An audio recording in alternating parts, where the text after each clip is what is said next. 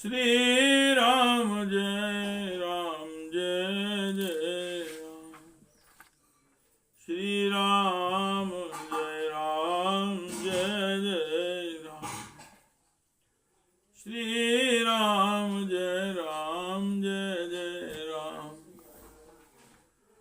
श्रीमद् वाल्मीकि रामायण का अयोध्या कांड का 96वां सर्ग। क्षणवती तमः सर्गः। वन जंतुओं के भागने का कारण जानने के लिए श्री राम की आज्ञा से लक्ष्मण का शाल वृक्ष पर चढ़कर भरत की सेना को देखना और उनके प्रति अपना रोषपूर्ण उद्गार प्रकट करना। ताम तदा दर्शित्वा तू मैथिलीं गिरि निम्नगां निषादगिरि प्रस्थे सीतां मासेन चंदयन्। इस प्रकार मिथिलेश कुमारी सीता को मंदाकिनी नदी का दर्शन कराकर उस समय भगवान श्री रामचंद्र जी पर्वत के समतल प्रदेश में उनके साथ बैठ गए और तपस्वी जनों के उपभोग में आने योग्य फल मूल के गूदे से उनकी मानसिक प्रसन्नता को बढ़ाने उनका लालन करने लगे। इदं मेध्यमिदं स्वादो निस्तृप्तमिदो मग्निना एवमास्ते सा धर्मात्मा सीतया स राघवा। धर्मात्मा रघुनंदन सीता जी के साथ इस प्रकार की बातें कर रहे थे। प्रिय, यह फल परम पवित्र है, यह बहुत स्वादिष्ट है तथा इस कंद को अच्छी तरह आग पर सेका गया है। तथा तत्रास्तस्य भरतस्योऽपि आसीनः सैन्यरेणुश्च शब्दस्य प्रादुरास्ता नभस्पृशौ। इस प्रकार वे उस पर्वतीय प्रदेश में बैठे हुए ही थे कि उनके पास आने वाली भरत की सेना की धूल और कोलाहल दोनों एक साथ प्रकट हुए और आकाश में फैलने लगे। एतस्मिन्नन्तरे त्रस्ता शब्देन महता तथा आदितायुथपामत्ता शयूथान द्रुदुबुर्दिशा। इस बीच में सेना के महान कोलाहल से भयभीत एवं पीड़ित हो हाथियों के कितने ही मतवाले यूथपति अपने यूथों के साथ संपूर्ण दिशाओं में भागने लगे। सातम सैन्य समूतम शब्दम सुश्राव राघवा तांश विप्रद्रुतान सर्वान युधपान वैक्षता। भगवान श्री रामचंद्र जी ने सेना से प्रकट हुए उस महान कोलाहल को सुना तथा भागे जाते हुए उन समस्त पशुपतियों को भी देखा। तांश विप्रद्रुतान दृष्टा तंचा श्रुत्वा महाश्वनम् उवाच रावा सौमित्रं लक्ष्मणं दीप्त तेजसम्।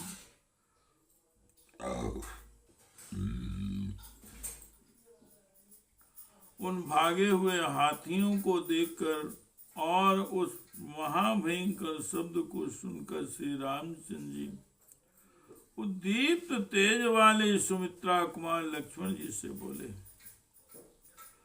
हंत लक्ष्मण पश्ये सुमित्रासु प्रजास्त्वया भीमस्त नितं गंभीरम भीष्मनति गंभीरम तो मूलः श्रूयते स्वनः। लक्ष्मण, इस जगत में तुमसे ही माता सुमित्रा श्रेष्ठ पुत्र वाली हुई है। देखो तो सही यह भयंकर गर्जना के साथ कैसा गंभीर तुमुल नाद सुनाई देता है। गजयूथान वारण्ये महिषावा महावने वित्रासिता मृगा सिंहे सहसा मुद्रता निशा राजा वा राजपुत्रो वा मृगयाम तते बने अन्यद्वाम स्वापदम किंचित सौमित्रे ज्ञातवर्हसि। सुमित्रा नंदन, पता तो लगाओ, इस विशाल वन में जो हाथियों के झुंड अथवा भैंसे या मृग जो सहसा संपूर्ण दिशाओं की ओर भाग चले हैं, इसका क्या कारण है? इन्हें सिंहों ने तो नहीं डरा दिया, अथवा कोई राजा या राजकुमार इस वन में आकर शिकार तो नहीं खेल रहा है, या दूसरा कोई हिंसक जंतु तो नहीं प्रकट हो गया है। सुदुश्चरो गिरिश्चायं पक्षिणामपि लक्ष्मण सर्वमेतद् यथा तत्त्वम् सर्वमेतद् यथा तत्त्वम् अभिज्ञातुम् मिहार्हसि। लक्ष्मण, इस पर्वत पर उपरिचित पक्षियों का आना जाना ही अत्यंत कठिन है, फिर भी यहाँ किसी हिंसक जंतु और राजा का आक्रमण कैसे संभव है? अतः इन सारी बातों की ठीक ठीक जानकारी प्राप्त करो। सा लक्ष्मणा संवरति शालामरूय पुष्पितम् प्रेक्षमाणो दिशा सर्वाः पूर्वां दिशं वेक्षत। भगवान श्री राम की आज्ञा पाकर लक्ष्मण तुरंत ही फूलों से भरे हुए एक साल वृक्ष पर चढ़ गए और संपूर्ण दिशाओं की ओर देखते हुए उन्होंने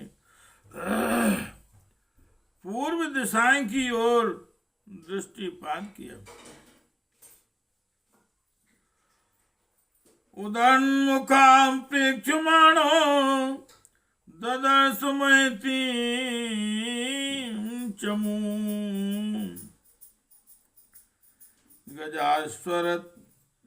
गजास्वरत संवादां यद्युक्तां पदातिथि।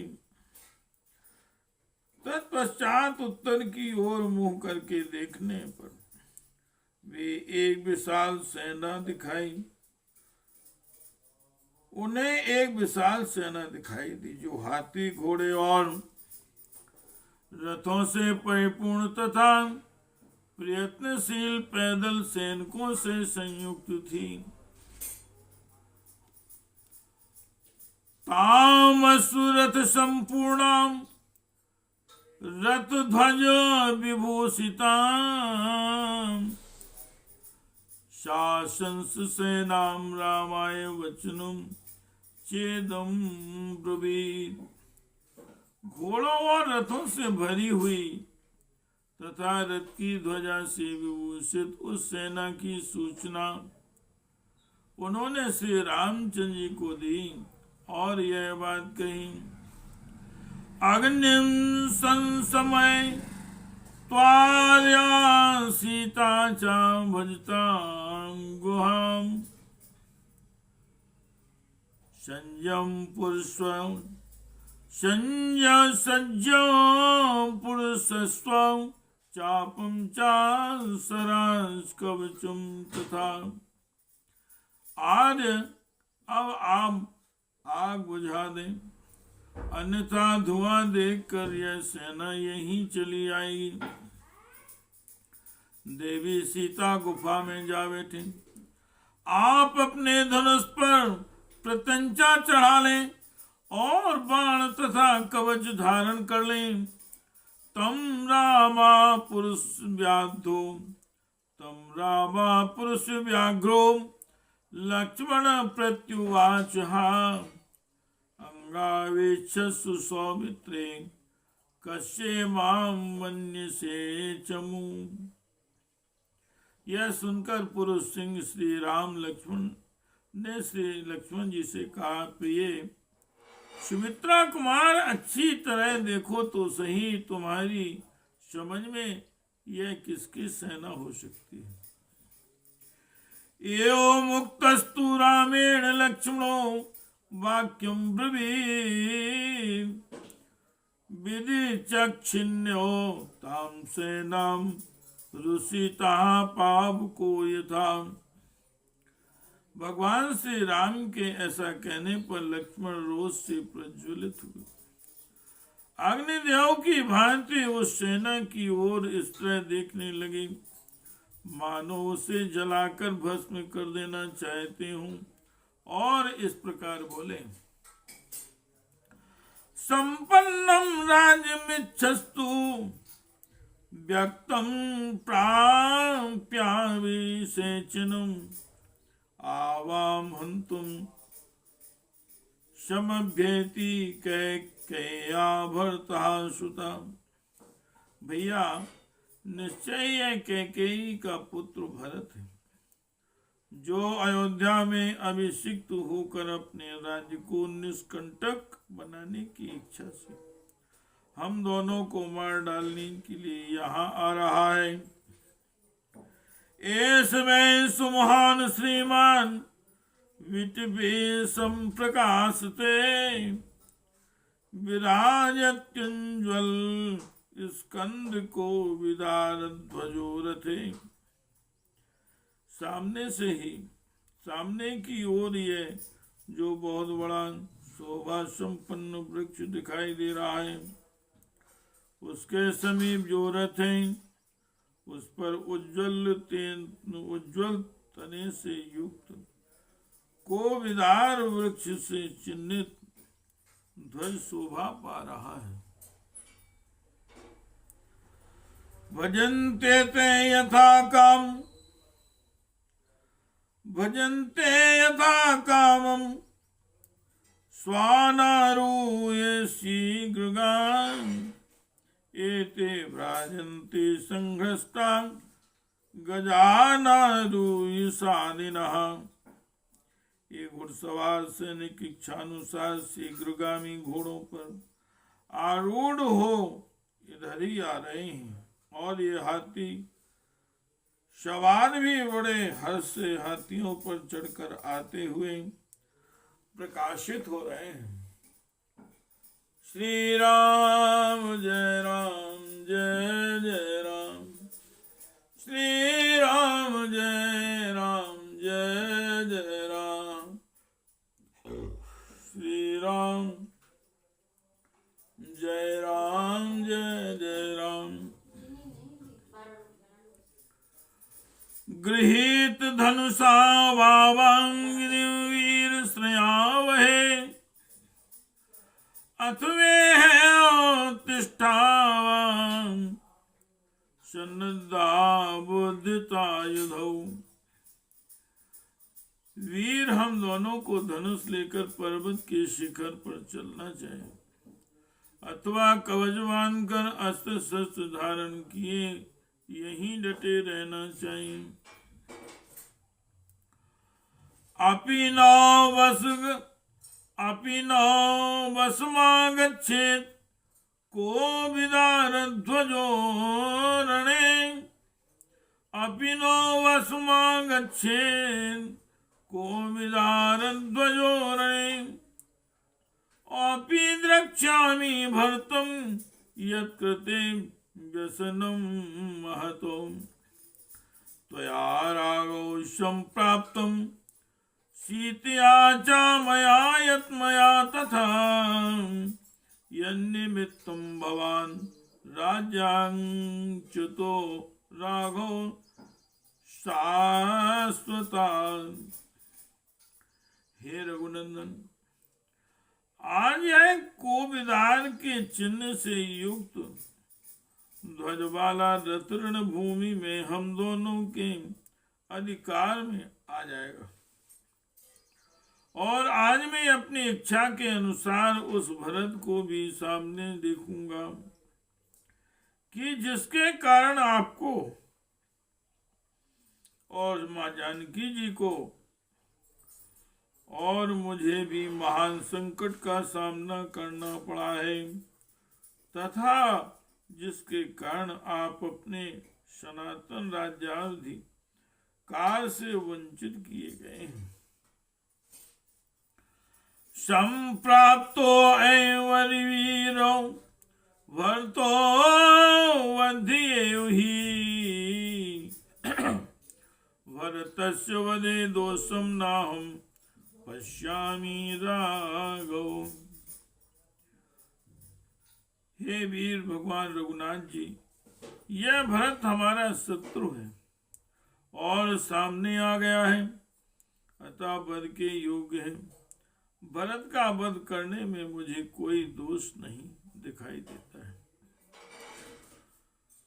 पूर्वापकारिणो हत्वा नाय धर्मेण युज्यते। पूर्वापकारी भरतस् त्यागे अधर्मश्च राघव। हे प्रभु, जो पहले का अपकारी रहा हो उसको मारकर कोई अधर्म का भागी नहीं होता। भरत ने पहले ही हम लोगों का अपकार किया है, अतः उसे मारने में नहीं, जीवित छोड़ देने में ही अधर्म है। एतस्मिन्नेते कृष्णामनुसारि वसुंधराम वद्यपुत्रं हतं शंखे कैकेयी राज्यकामुकाम्। मया पश्येन् दुःखार्तां हस्ति भिन्नम्यो ध्रुवम्। इस भरत के मारे जाने पर आप समस्त वसुधा का शासन करें। जैसे हाथी किसी वृक्ष को तोड़ डालता है, उसी प्रकार राज्य का लोभ करने वाली कैकेयी आज अत्यंत दुख से आर्त हो इसे मेरे द्वारा युद्ध में मारा गया देखे। कैकेयीं चां विदिष्यामि सानुवदां बन्धां शावान्ध्वां कुलसेनाद्यमाता मेदिनी परिमुच्यतां। मैं कैकेयी का भी उसके सगे संबंधियों एवं बंधु बांधवों सहित वध कर डालूंगा। आज यह पृथ्वी कैकेयी रूप महान पाप से मुक्त हो जाए। अद्येमं संयतं क्रोधं सत्कारं चामानदो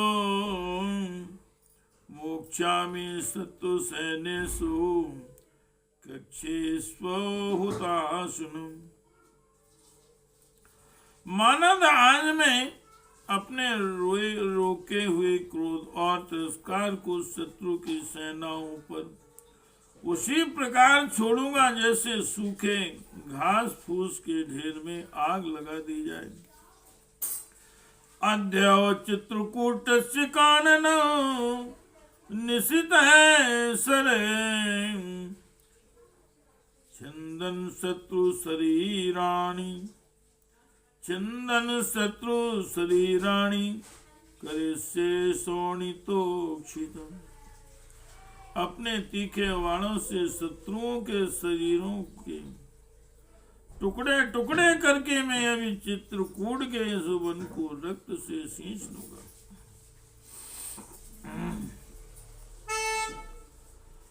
स्तरे निर्भिन्न हृदयानि कुंजरान् तुरंगांस्तथा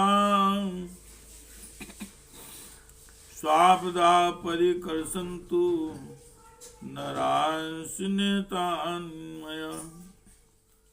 मेरे बाणों से विदूर्ण हुए हृदय वाले हाथियों और घोड़ों को तथा मेरे हाथ से मारे गए मनुष्यों को भी गीदड़ आदि मांस भक्षी जंतु इधर उधर घसीटें। सराणाम धनुष्चाय मानणो अस्मनि महावने, सैन्यम भर्तम हत्वा भविष्यामि न संशया। इस महान वन में सेना से भरत का वध करके मैं धनुष और बाण के रण से पूर्ण हो जाऊंगा, इसमें संशय नहीं है। इत्यादि से श्रीमद् रामायणे वाल्मीकि आदि काव्य अयोध्या कांडे षण्णवति तमः सर्गः। इस प्रकार श्री वाल्मीकि निर्मित आर्ष रामायण आदि काव्य के अयोध्या कांड में 96वां सर्ग पूरा हुआ। श्री राम जय जय राम। श्री राम जय राम। श्री राम जय जय राम। श्री राम जय जय राम। श्री राम जय जय राम। श्री राम जय राम।